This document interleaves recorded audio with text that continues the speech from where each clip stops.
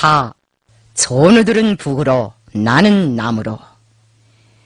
우리가 나무도 회의를 끝내고 백두산 지구로 나가기 위해 서자지하를 떠나던 아침은 바람소리가 유난히도 서연하였다.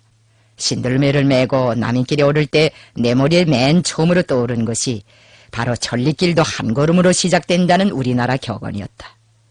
서자지하의 귀틀집 마당을 떠난 우리는 방금 내린 한방 눈 후에 행군의 첫 자욱을 찍었다.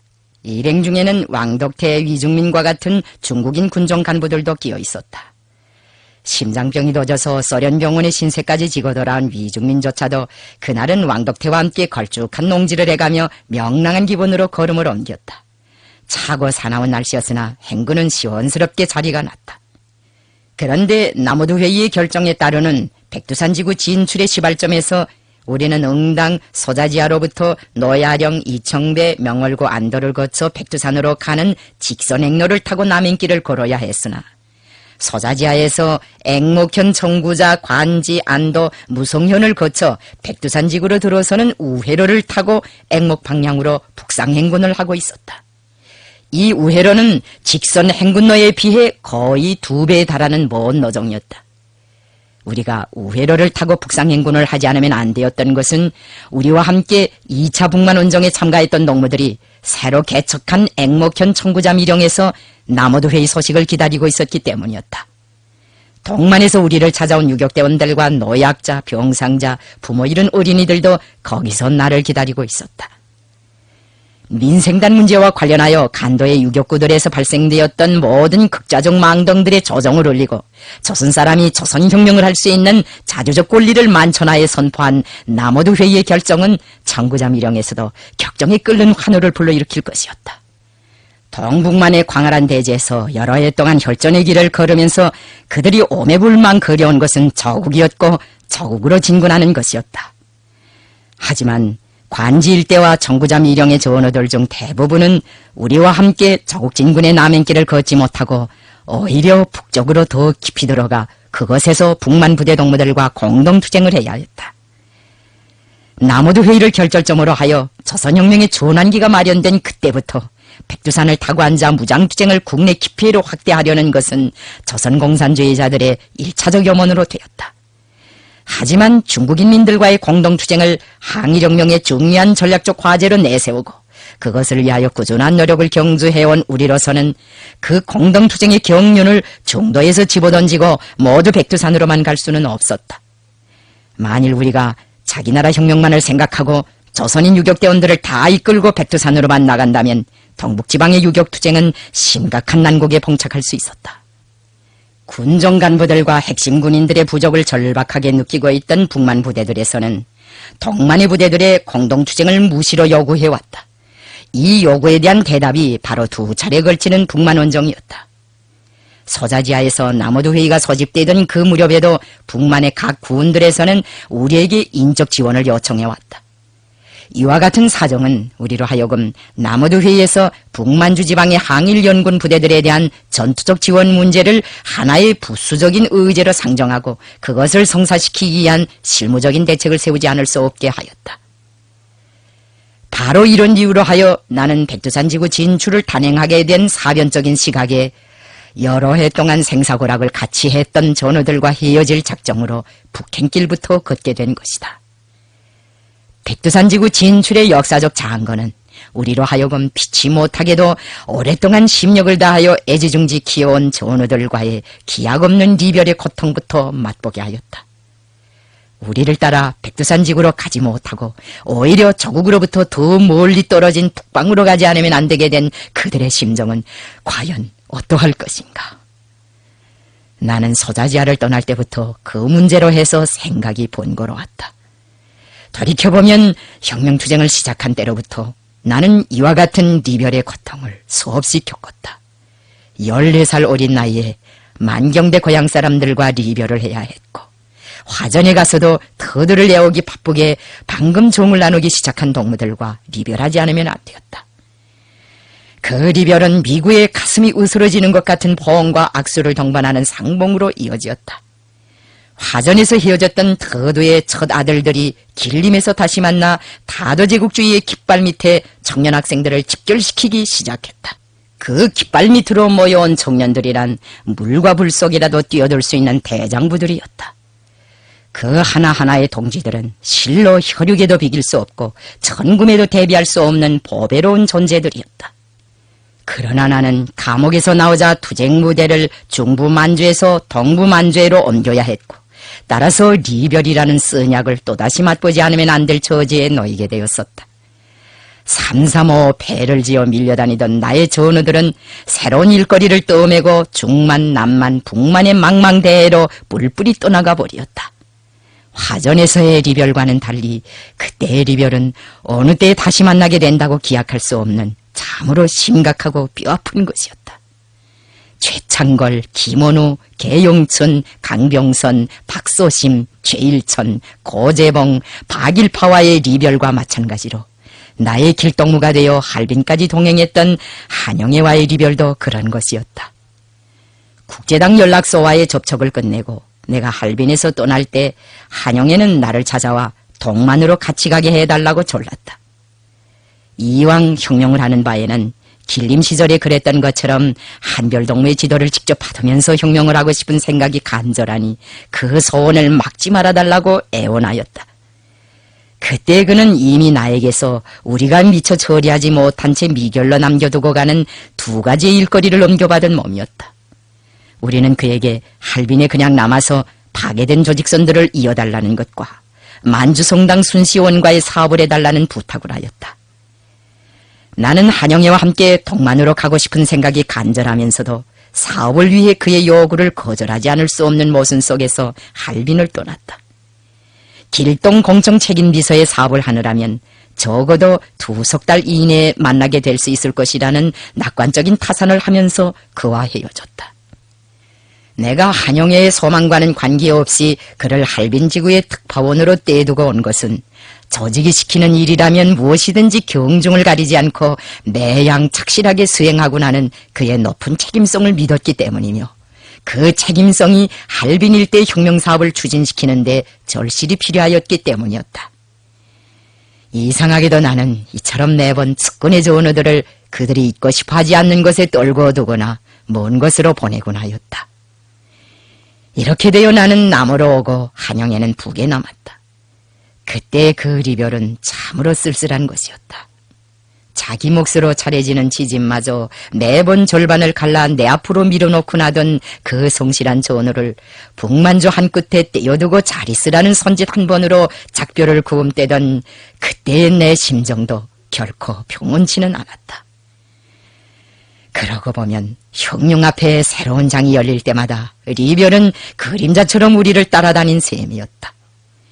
우리가 온갖 공을 다하여 가꾼 혁명 조직들을 그대로 유지하고 공고히 해나가자면 어차피 투쟁석에서 길러낸 사람들을 그것에 남겨두고 우리는 새 고장에 가서 새 사람들을 키워내는 기초작업을 하지 않을 수 없었다.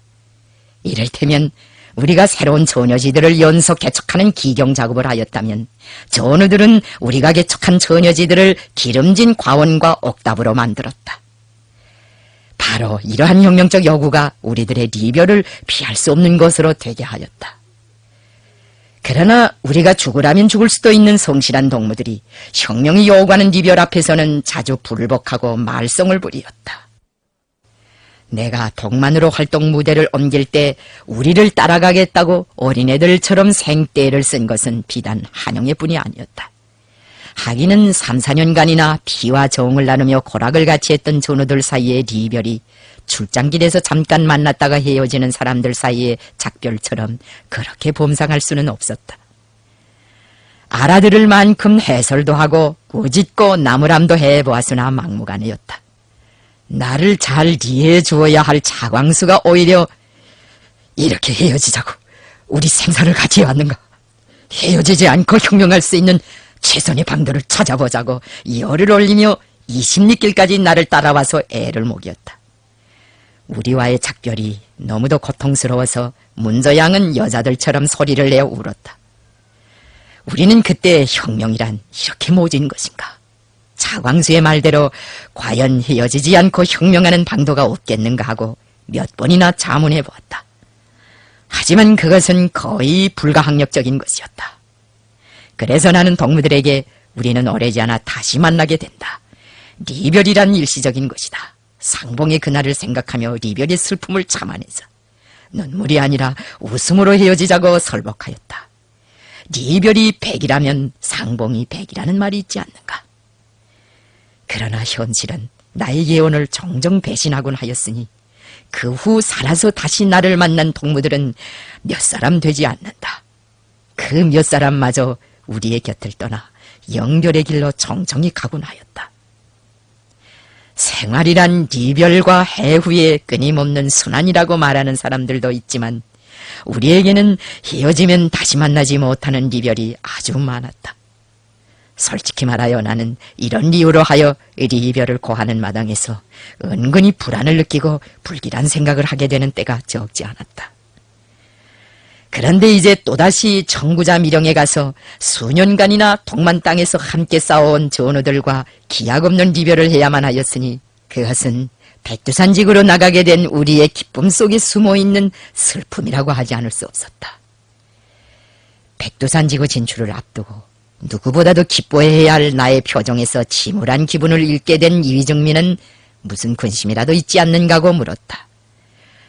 나는 가슴속에 서려있는 만단 사연을 한마디로 논할 수 없었거니와 그런 심정을 남들에게 내비칠 의향도 없어 별다른 근심이 없다고 하였다. 참, 김일성 동진, 작년에 희생된 절조동생 소식을 근일에 와서야 알게 되었다지요. 어찌겠어. 마음을 굳게 가지고 너무 상심하지 마시오. 나의 기분이 침울해진 까닭을 위중민은 제 나름대로 짐작하고 있었다. 하기는 그 상실의 고통도 참기 어려운 것이었다. 그때 나는 산소른 만주 땅에 1.혈육으로 남은 어린 영주 동생의 생사안이도 잘 모르고 있었다. 이런 슬픔 후에 동지들과의 이별이 겹쳐서 내 얼굴에 더욱 어두운 그늘이 덮이게 되었는지도 모른다. 위중민은 나의 기분을 밝게 해주려고 농을 하였다. 김일성 동지, 속이 상할 때 제일 좋은 약으로 되는 것은 해학입니다. 김 동지를 위해서 옛날 우리 부부가 사랑 싸움하던 이야기나 해주리다. 김일성 동지도 부부 생활의 다반사에 대해서는 참고로 들어두는 게 좋습니다. 늘 독신으로만 살 순 없으니까. 그렇고 말고요. 남아 25이면 때를 놓친 셈이죠. 혹시 알겠어? 지금 김사령이 연인과의 이별을 앞두고 상심해 있는지. 왕독태도 어떻게 하나 나의 기분을 돌려보려고 위중민의 농담에 도움을 달았다. 위중민은 성수가 났다. 얼써 그럴 수도 있겠어. 이왕 리별 이야기가 나온 바에는 부부싸움 이야기가 아니라 리별과 더불어 전하여 오는 전류라는 우리나라 고사를 소개해야겠구만. 위중민은 전류라는 제명으로 전해지는 그 중국 고사의 방법대로 하면 행운이 찾아든다고 하였다. 전류라는 말은 버드나무 가지를 꺾는다는 뜻으로서 그 고사는 한나라 때부터 전해온 것이라고 한다. 한나라에 도읍이 있던 곳 가까이에 다리가 있었는데 한나라 사람들은 진우와 이별할 때에는 언제나 그 다리에 나와 앞날의 행운을 축원하는 의미에서 버드나무 가지를 꺾어주었다고 한다. 그때부터 중국에서는 리별마당에서 버드나무 가지를 꺾어주는 것이 하나의 풍습으로 되었는데 위중민의 고향에서도 그 예식이 그대로 전승되고 있다고 하였다. 위중민은 사랑하는 사람들과 리별할 때 버들가지를 꺾어주면 틀림없이 행운이 찾아올 것이니 나더러 그렇게 하라고 권고하였다. 그 고사 속의 버들은 아마도 고향을 상징하고 있었던 것 같다. 갈라지더라도 푸른 버들가지를 보며 자기를 낳아준 고향과 고향 사람들을 잊지 말라는 뜻에서 아마도 그런 고사가 생겨나지 않았겠는가 하는 짐작이 든다. 북만의 강추위가 위세를 휘두르던 그때 리별하는 동지들에게 버들가지를 하나씩 꺾어주자면 한지게도 넘어야 할 텐데 어디서 그 많은 버들가지를 꺾으며 설사 꺾어준들 나의 시름이 가셔질 수가 있겠는가. 그야 어쨌든 나의 무거운 마음을 다소라도 가볍게 해주려고 전류를 이야기해준 위중민의 심정만은 여간 고맙지 않았다. 언제인가 최창걸은 리별을 앞두고 고요수의 보들방천에서 나에게 이런 말을 남긴 적이 있다. 이 최창걸은 남강과 단제의 리별처럼 격식도 없고 성별연도 없이 서리 없이 사라지겠소. 최창걸이 말한 남강은 리승훈이며 단제는 신채호이다. 이미 이야기한 바와 같이 남강 리승훈은 우리나라 굴지의 자산가로서 일찍부터 애국적인 교육운동과 자선사업에 일생을 바친 사람이다. 정주의 오산학교가 남강이 세운 학교라는 것은 후대들도 다 알고 있는 사실이다. 리승훈은 거기서 해외로 떠나는 독립지사들의 뒷바라지를 하는 과정에 단제 신채호와도 깊은 친교를 맺었다. 신채호는 남강의 강권으로 한때 오산학교에서 국사와 서양사를 가르치는 교사로 되었는데 그가 역사 강의를 어찌나 잘하였던지 그 소문이 해외까지 널리 퍼져서 단제의 존재는 길림바닥에서도 학생들의 열변을 토하는 최상급의 화제거리로 되곤 했었다. 단제는 우리나라가 일제의 완전한 식민지로 전락된 경술련 전야의 겨울을 오산에서 보내다가 어느 날 갑자기 남강에게 말하였다. 나는 아무래도 이것을 떠나야겠어. 그러자 남강은 저기 놀라며 만류하였다. 아니, 갑작스레 이 추위에 어디로 간다고 그러쇼. 떠나도 해토나 되거든 천천히 가시지. 해토가 뭐고 일본 놈 꼴보기 싫어 가야겠소이다. 이렇게 고집을 부린 단제는 이튿날 허련 정주 땅을 떠나 기약도 없이 사라졌다. 그때 신채호는 중국을 거쳐 러시아로 갔다고 한다. 남강은 단제가 떠나간 것을 못내 서운해하면서 혼자서리로 원망하였다. 사람도 노자나 좀 보태가지고 가지 않고 간다 온다 소리도 없이. 독립운동자들을 떠나보낼 때마다 푸짐한 성별요원을 차리고 노자를 풍푼히 마련해주던 남강이고 보면 손 한 번 잡아보지 못하고 헤어진 단제와의 리별이 그에게 있어서 그처럼 아쉽고 섭섭한 리별로 될 것은 당연한 일이었다. 최창걸이 유하러 떠나가면서 말한 남강과 단제의 리별이란 이런 것이었다. 김혁은 남강에게 인사 한마디 없이 떠나간 단제의 처신이 너무 매정하다고 나무랐다.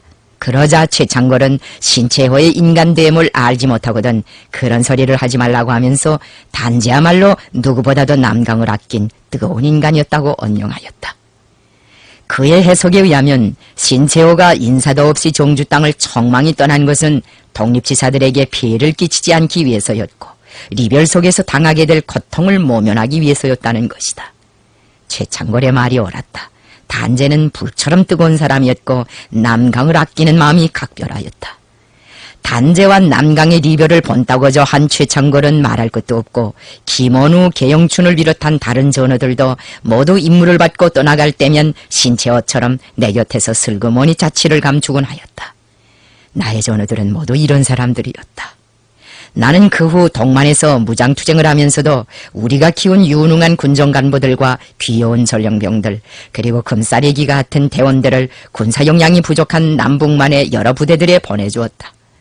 그때마다 흘리게 되는 석별의 눈물은 그대로 가슴속에 점점이 떨어져 살을 조면하였다.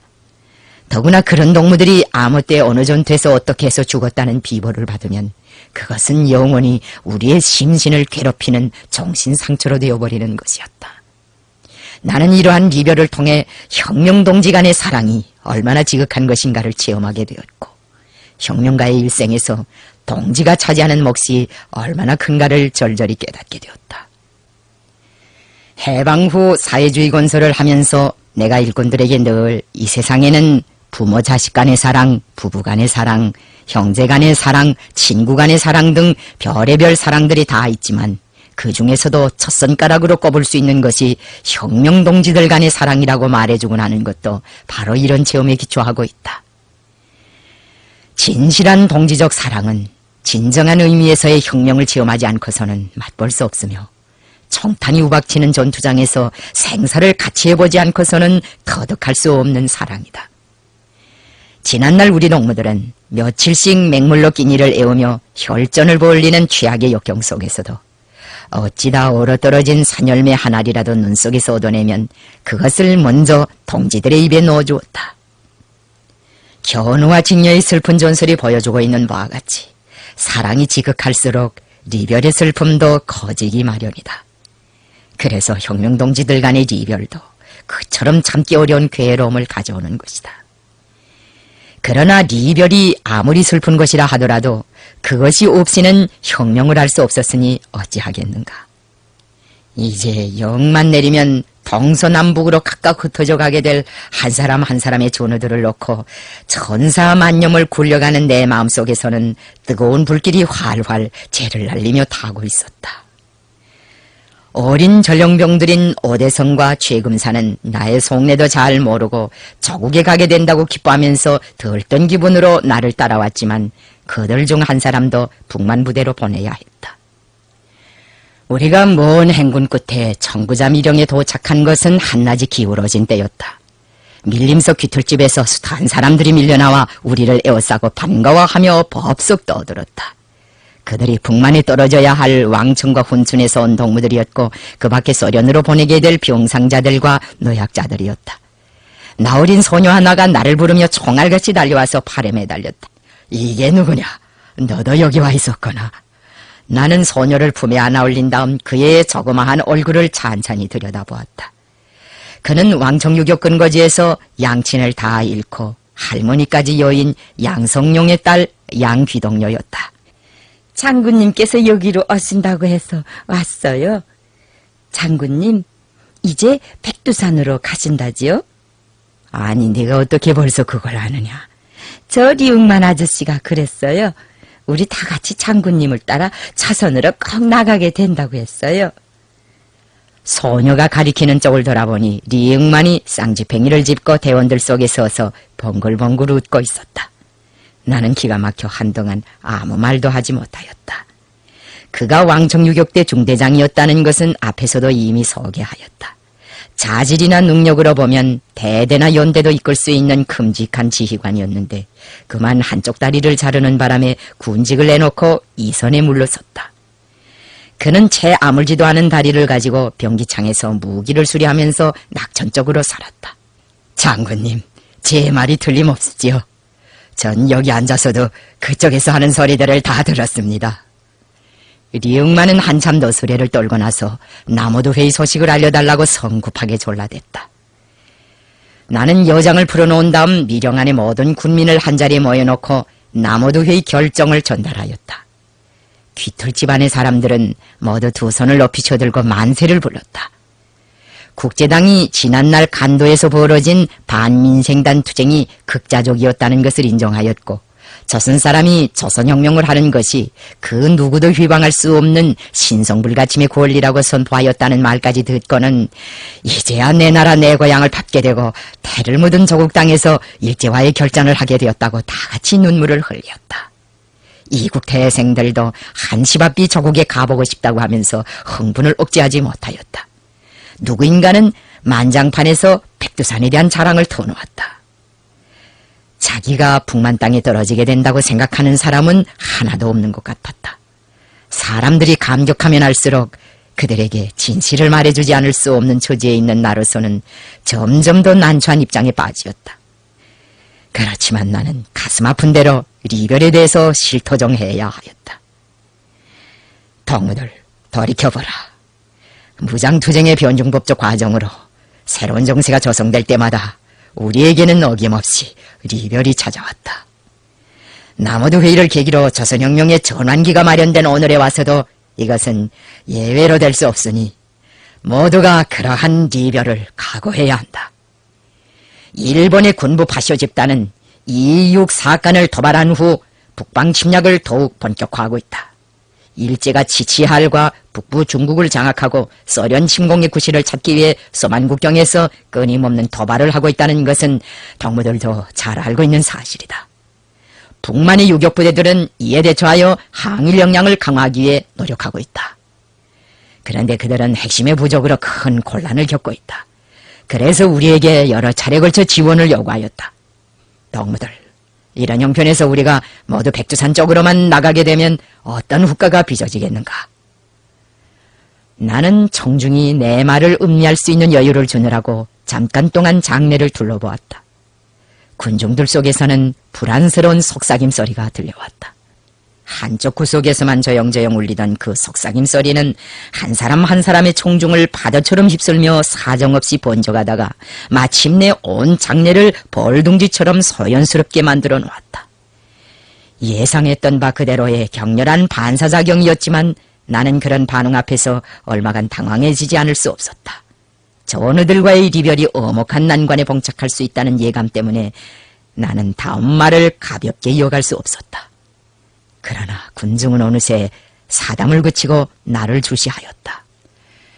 리별을 선포할 순간이 되었다고 판단한 나는 나무들을 떠난 순간부터 머릿속에서 수십 번도 더 굴리고 굴린 인사변동 계획을 거침없이 발표하였다.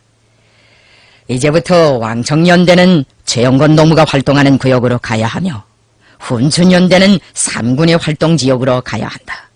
그 3군에 바로 김책동무가 있다. 왕청연대와 훈춘연대에서 일부 역량은 주보중 휘하의 5군과 함께 영안, 몽릉, 위하 일대에서 공동작전을 하게 된다. 부상자들과 노약자들은 소련에 가서 치료를 받고 빨리 몸을 추세워야 한다. 동무들 용서하라. 보는 바와 같이 나는 동무들을 데리고 백두산으로 가기 위해서가 아니라 작별 인사를 하기 위해서 여기에 왔다. 사람들은 정적 속에서 몇 초 동안 나를 뚫어지게 주시하였다. 불복의 뜻을 담은 목소리들로 혼잡을 이루리라고 예측했던 장래에 믿기 어려운 정적이 찾아들고 그 숨막힐 듯한 무언 속에서 사람들이 침착한 시선으로 나를 쳐다보는 것은 잠옷 신기한 일이었다. 나는 수천 수만 마디의 항변을 대신하고 있는 그 무언이 더 두려웠다. 그렇지만 정적은 오래가지 않았다. 그 이상스러운 정적을 대신하여 흐느낌 소리가 구석구석에서 일어났다. 나는 이별 선언으로 하여 기가 죽은 대원들 앞에 망연히 서 있었다. 그래도 내 수하에서 정치 일꾼으로 몇 해 동안 일해온 최춘국이 도량은 있었다. 그는 장군님, 우리가 다 수습할 테니 걱정 말고 들어가서 노독이나 좀 푸십시오 하고 나를 위로하였다. 사실은 그도 우리와 헤어져 독립여단을 꾸려가지고 활동해야 할 처지에 놓여 있었다. 북만에 떨어지게 될 사람들과의 사업을 최춘국에게 맡긴 나는 소련으로 들어갈 부상자들과 노약자들을 따로 만나보았다. 수년간의 유격투쟁 과정에 우리의 대회에서는 많은 부상병들과 허약자들이 생겨났다. 유격구가 존재할 때에는 근거지병원에서 전적으로 그들의 치료를 감당해왔지만 유격구가 해산된 다음부터는 부상자 처리가 커다란 난문제로 되었다. 그래서 대부분의 부상병들과 노약자들은 사하장과 경박호 부군으로 보내어 임시 치료를 받게 하다가 후에 청구자 미령을 꾸려놓고 거기에 그들을 모두 집결시켰다. 하지만 그것도 완전한 의미에서의 안전책이라고는 할 수 없었다. 다행히도 위중민이 국제당 해당 조직과의 교섭을 통하여 우리가 가장 큰 골칫거리로 여기고 있던 부상자와 허약자의 치료 문제를 우리 요구대로 원만하게 해결하였다. 그 교섭에 의하여 인민혁명군 부상병들과 허약자들은 당분간 소련 영내에 들어가서 치료를 받을 수 있게 되었다. 위중민은 국제당과의 협의하에 소련 영내에 들어가는 부상병들의 인계인수와 관련된 실무적 절차까지 약속해놓고 돌아왔다. 위중민의 노력에 의하여 국제당 산하 학교들의 유학생들을 보내는 문제도 성과적으로 타결되었다. 이제 왕청연대와 훈춘연대 동무들이 북만 부대로 떠날 때에는 유학생들의 그룹바도 부상자 집단과 함께 소련으로 갈 것이었다. 먼저 우리 부대의 부상병, 노약자, 무위무탁 어린이들로 2개 조의 대요를 편성하고 1개 조씩 2차례에 걸쳐 소련에 들여보내기로 하였다. 국경까지 부상자 호위는 왕윤성이 일부 대원들을 데리고 하게 되어 있었다. 우리는 이 문제도 남우두에서 이미 내정을 짓고 왔으므로 청구자에 있는 부상병들은 그것을 모르고 있었다. 내가 부상병들이 있는 곳으로 찾아가고 있을 때 어느새 리응만이 쌍지팽이를 짚고 나타나서 내 앞을 막아 나섰다. 장군님, 세상에 이런 청천벽력이 어디 있습니까? 그러니 이 리응만이도 소련으로 가야 한단 말입니까? 손마디부터 소리가 높았고 과도한 흥분으로 볼편까지 실룩거리었다. 웅만동무, 그러지 말고 여기 좀 앉소. 나는 수림 속에 누워있는 진대나무에 그를 부축하여 앉히었다. 리응만은 나의 팔을 붙들고 애원하였다. 장군님, 제발 저를 장군님 곁에서 혁명을 하다가 죽게 해주십시오. 제 비록 외달이지만 총을 쏠 수 있고 무기수리도 할 수 있습니다. 입이 있으니 혁명을 선동하는 연설도 할 수 있습니다. 그래, 이리응만이가 동지들이 피를 흘리며 악전고투할 때 소련에 가서 호강을 할 사람이라고 생각하십니까? 물론 나는 성미가 불같은 왕년의 유격대 중대장이 이렇게 나오리라는 것을 미리 다 짐작하고 있었다. 사실 리응만은 혁명을 하기 위해 다리를 자른 사람이 아닌가. 나는 리응만의 손을 잡고 사정하였다. 덕무가 이러면 다른 부상병들도 더 때를 쓰게 된다.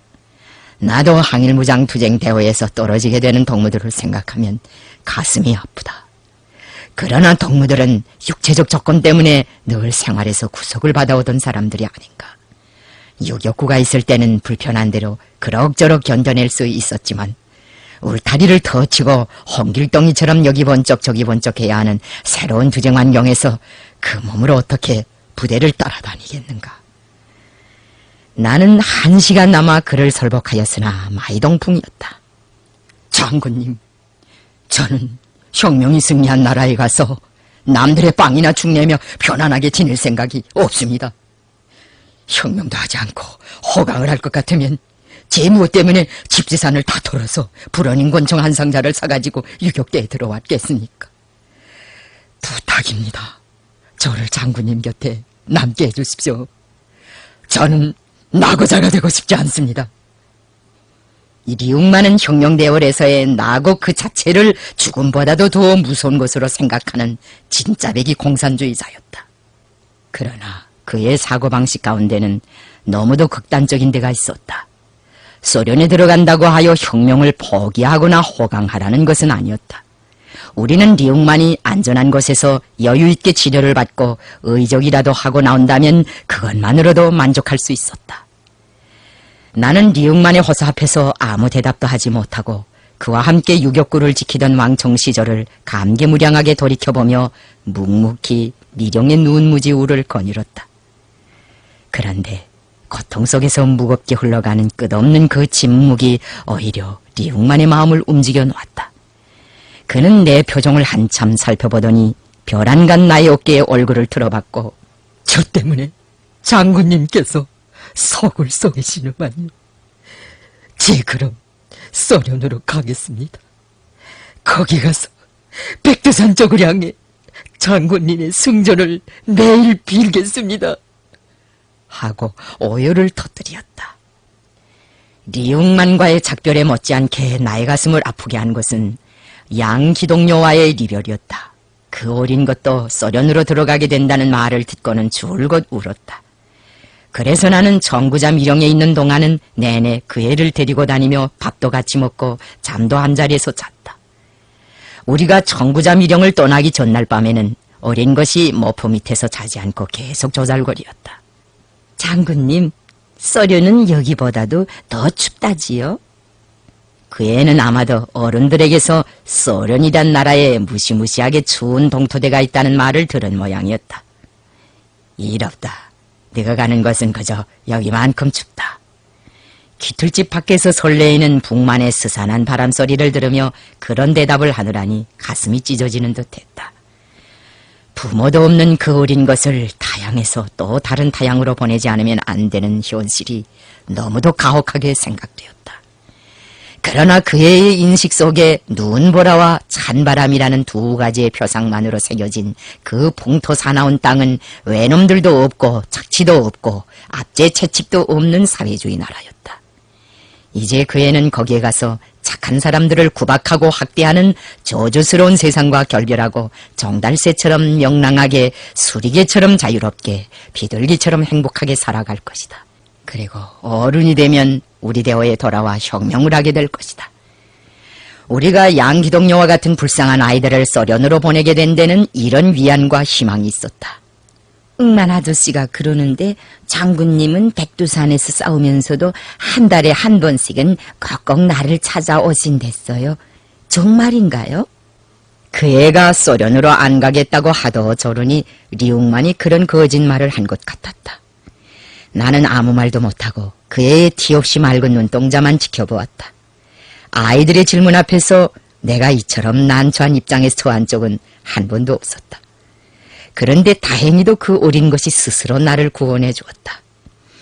장군님이 백두산을 비우고 우리한테 오시면 글쎄 외놈들이 또 조선 사람을 죽이겠는데 그럼 어떡하나요? 장군님, 나한테 오시지 말고 내내 백두산에 계시라요. 영타, 네가 정말 영구나. 네 부탁대로 백두산을 떠나지 않겠다. 그리고 거기서 너의 아버지 어머니 원수를 갚아줄 테다. 나는 부지중 그 애를 끌어안았다. 양기동료는 어린 새처럼 내 가슴을 파고들며 이상하게 몸을 떨었다. 아버지 어머니들의 참혹한 죽음을 수없이 목격해온 소녀의 눈앞에 치떨리는 과거의 영상들이 한꺼번에 비껴와서 그처럼 몸을 떠는지도 몰랐다. 백두산을 비우지 말라는 어린이의 그 말 속에 온 조선 사람들의 염원과 부탁이 담겨져 있다고 나는 생각하였다. 한참 만에 양기동료는 다시 나를 불렀다. 장군님, 백두산은 너무 높아서 나 같은 애들은 올라가지 못한다지요. 그래서 나는 백두산으로 못 가고 응만 아저씨를 따라 소련으로 간답니다. 나는 아무 대답도 없이 그저 어린애의 머리를 자꾸만 쓰다듬었다. 그리고 마음속으로 속삭였다. 기동녀야, 이제 때가 되면 너도 백두산으로 찾아오거라. 그때면 우리 조선도 소련처럼 살기 좋은 나라로 될 게다. 나는 그날 밤 한잠도 자지 못하였다.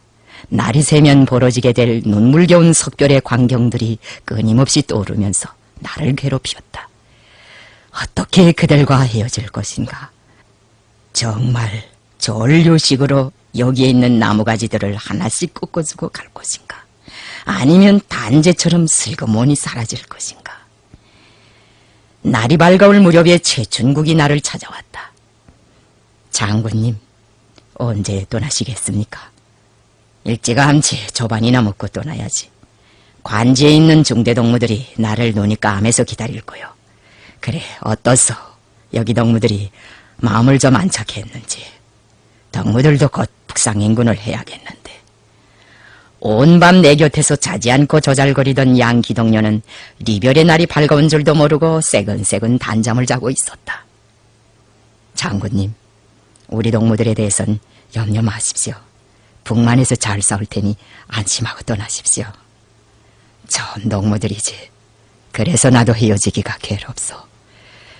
그러니 이젠 춘국이 와도 나는 말끝을 채 마무리지 못하고 최춘국을 바라보았다.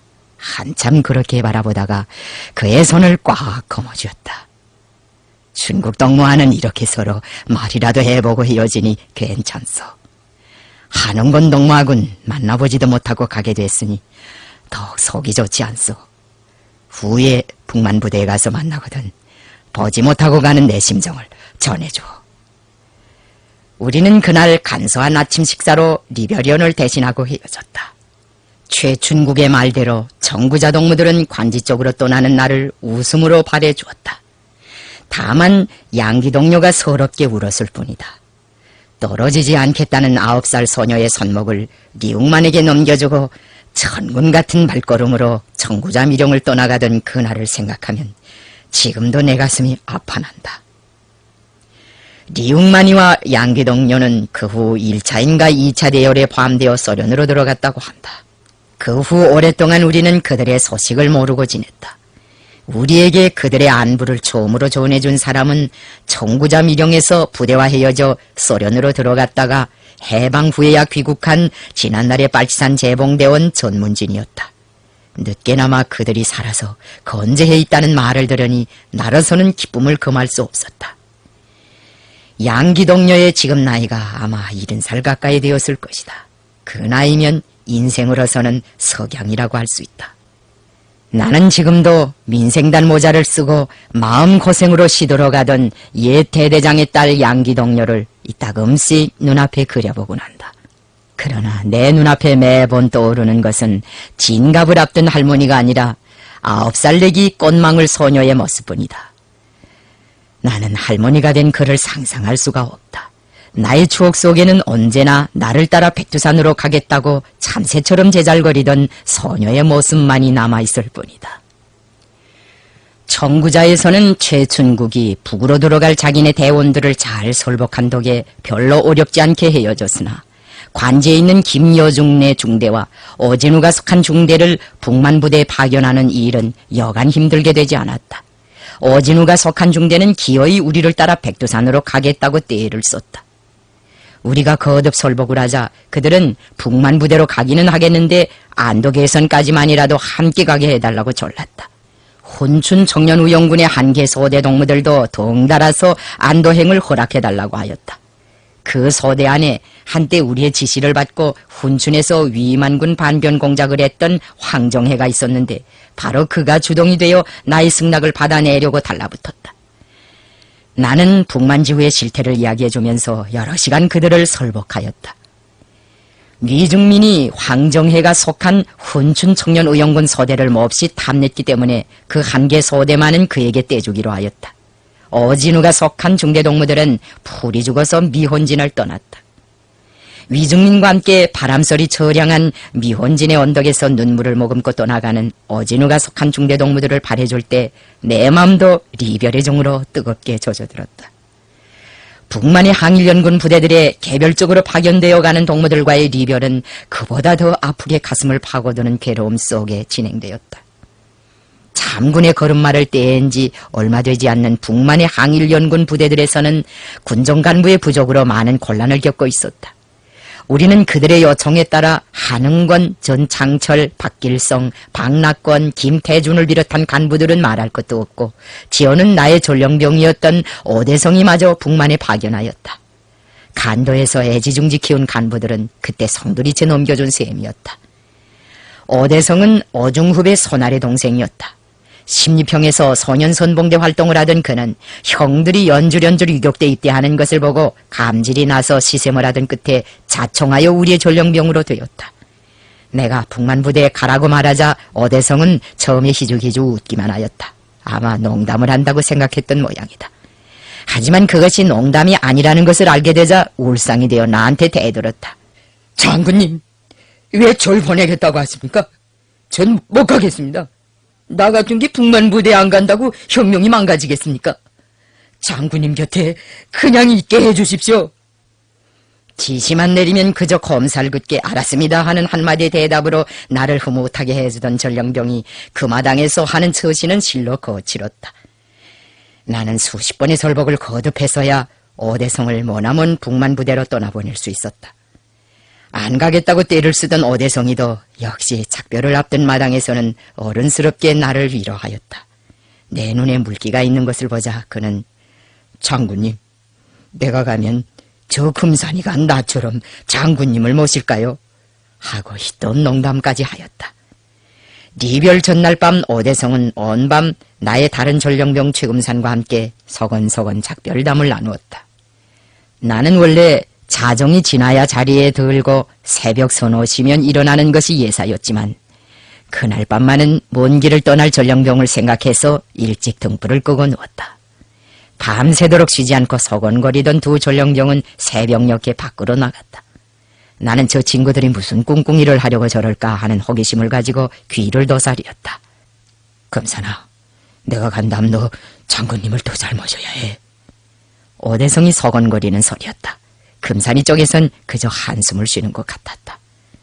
백두산 쪽에 가면 고추장을 꼭 구해서 끼마다 장군님께 올려라. 조선 사람들이 많이 사는 것이니 노력만 하면 쉽게 구할 수 있을 거야. 너 장군님께서 고추장을 얼마나 좋아하시는지 알지? 그런데 우린 아직 한 번도 그런 음식을 대접 못했거든. 우린 사실 전령병 자격이 없지 뭐. 정작 장군님 곁을 떠나자니 그런 일들이 마음에 걸리누나. 네 부탁대로 할 테니 마음 놓고 가. 이렇게 헤어지면 언제 만날 수 있을까? 최금산의 목소리는 젖어 있었다. 글쎄, 언제나 만나겠는지. 참, 금산이, 거기 가면 먼저 평안도 사람네 집에 꼭 들려봐라. 평안도 집엔 젓갈 같은 게 있을 수 있다. 장군님께서 젓갈을 아주 좋아하신대. 야, 백두산에 가면 그런 걸 다 구해서 장군님께 실컷 대접해드리자고 했댔는데 날이 밝아 오대성을 보낸 다음 나는 책갈피에서 그의 글쪽지를 보게 되었다. 장군님, 나라를 찾고저 1년 365날 어느 하루도 발편잠 못 주무시는 장군님께 속만 태워드리다 떠나는 전령병의 마음 죄스럽기 그지없습니다. 그러나 제가 가서 잘 싸울 테니 근심일랑 하지 마십시오. 괴로울 때면 나라를 찾기 위해 이 고생을 참자고 늘 하시던 장군님 말씀을 되새기겠습니다. 사랑 속에서 키운 애국절개 더럽힘없이 한 목숨 쥐보레기처럼 던져 광복성업에 조금이나마 보태겠사오니 장군님 걱정 마시고 부디 건강하십시오. 나어린 전령종의 글치고는 너무도 음심 깊은 곳이었다. 나의 전우들은 모두가 이렇게 의리가 깊고 인정이 두터운 덕무들이었다. 이날 위중민은 남호도에서 청구자 관지를 거쳐 그곳까지 오는 동안 조선 동지들 사이에 오가는 정이 얼마나 두터운가를 절감했노라면서 눈곱을 적시었다. 강장에게는 약병이 없다더니 김일성 동지의 대원들은 하나같이 영감하고 인정이 또한 각별하니 정말 부럽습니다. 저 황정에만 보아도 얼마나 탐나는 청년입니까? 나는 훈순의 청년의용군 소대와 함께 작식대원으로 이문화도 위중민에게 넘겨주었다. 황정에도 위중민을 따라갈 때에는 오대성이처럼 우리와의 리별을 슬퍼하였다. 그러나 황정에 역시 눈물을 흘리면서도 장군님 부탁대로 위중민 동지를 잘 돌봐드리겠으니 걱정 말라고 우리를 안심시켰고 그 시각에 다진 맹세대로 최후의 순간까지 위중민을 잘 호위해 주었다. 위중민의 병이 위독해질 무렵에는 황정혜가 그를 노상 업고 다녔고 적의 토벌을 당할 때마다 필사적인 혈전을 벌여 그를 구원해 주었다. 하기에 위중민은 임정의 시각에 황정혜의 이름을 다정히 부르며 네, 저 세상에 가서도 정혜를 잊지 않고 조선 동무들의 지성을 잊지 않겠소. 부디 잘 싸우다 김일성 동지를 모시고 저국으로 개선해줘 하고 뜨겁게 말하였다고 한다. 그러나 위중민이 그렇게 고마워하고 잊지 못해하던 황정혜도 끝내 내 곁으로 오지 못하고 만주대지에서 황야의 고혼이 되었다. 나는 지금도 황정혜를 생각할 때면 먼저 남호두에서부터 백두산에 이르는 수천리의 우회로 남하행군길이 떠오른다. 청구자 미령에서 나를 따라가겠다고 어린아이처럼 발을 구르던 황정혜. 그는 거기서부터 미혼진까지 왔다가 위중민을 따라갔었다. 청구자 미령에서부터 백두산으로 오는 그 머나먼 남행길을 통행하는 과정에 황정혜에 대한 나의 정은 더 깊어진 것 같다. 남호두에서부터 백두산으로 오는 수천리 남행길에서 북으로 떠나보낸 나의 전우들은 과연 얼마나 많았던가. 박길성, 한흥권, 장명산, 전만성, 박태화, 최인준, 오대성, 오세영, 김태준 등 수없이 손을 꼽아도 다 셀 수 없는 그 많은 전우들이 남북만 사냐에 젊은 피를 뿌리고 숨지었다. 총잘 쏘고 인정이 많던 장영산의 희생도 그렇지만 어린 나이에 나의 시중을 들어주느라고 밤낮 없이 뛰어다니던 오대성이를 다시 만나지 못한 것은 참으로 애석한 일이다. 오증읍이 무척 사랑하던 동생이었다. 우리가 오대성과 헤어질 때 142연대에 속하여 교화원정에 참가했던 오증읍은 자기 동생이 먼 북만 땅으로 떠나는 것도 보지 못했다.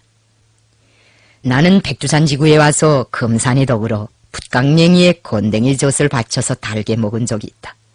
붓강냉이에 건댕이 젖을 받치는 것이 구색이 맞는 음식으로 된 것도 사실이지만 그 속에 오대성의 소원과 정이 담겨져 있다고 생각하면서 일부러 내 식량에 겹도록 많이 먹었다.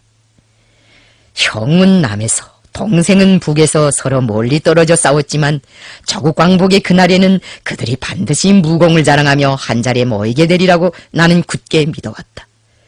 그러나 두 형제가 다 이국의 거친 땅에서 목숨을 잃고 조국으로 돌아오지 못하였다. 희생된 우리 동무들은 우리가 바라고 믿었던 것처럼 남북만 각지에 가서 조선혁명가의 기계를 잃지 않고 잘 싸웠다. 청구자 밀영에서 전우들과 눈물겨운 이별을 한 때로부터 최춘국이와는 1년 반 만에 다시 만났고 어떤 동무들과는 5년 6년 후에 또 어떤 동무들과는 해방된 조국 땅에서 감격적인 상봉을 하였는데 그들 모두가 희생된 전우들을 수연하게 추억하였다. 살아남은 동무들도 역시 가지가지 훌륭한 무훈담들을 안고 우리 곁으로 돌아왔다. 어떤 동무들은 백전불패하는 영웅지대장이 되어 이름을 떨치었고 어떤 동무들은 중대장, 여단장, 사단 정치위원 등의 쟁쟁한 군정간부가 되어 혁혁한 무공을 세웠다. 그러나 옛 시절의 응석기만은 그냥 남아있어서 장군님의 곁을 떠나니 부모의 슬하를 떠난 것 같았습니다. 보고 싶어 내내 울었습니다. 하고 눈물을 닦는 것이었다. 내가 돌아오지 못한 전우들을 두고 잊지 못해 하자 그들은 항일의 그날처럼 변함없이 나를 따뜻이 위로하면서 이렇게 말하였다. 장군님, 너무 상심하지 마십시오. 나라를 찾는 길에 어찌 희생이 없겠습니까? 그 동무들과는 그날의 이별이 영이별이 되었지만 그 대가로 조국을 찾았으니 그들도 자기들의 희생을 후회하지 않을 것입니다. 나는 이러한 전우들의 사랑 속에서 80평생을 살아왔다. 우리의 곁으로 돌아오지 못하고 영이별을 한 그들은 나의 한생에 깊은 상처를 남겨주었지만 우리의 항일혁명사와 조국의 역사를 별처럼 빛내어 주었다. 그러므로 나 역시 항일의 그날에 북으로 남으로 전우들을 떠나보냈던 그 슬픈 이별을 후회하지 않는다.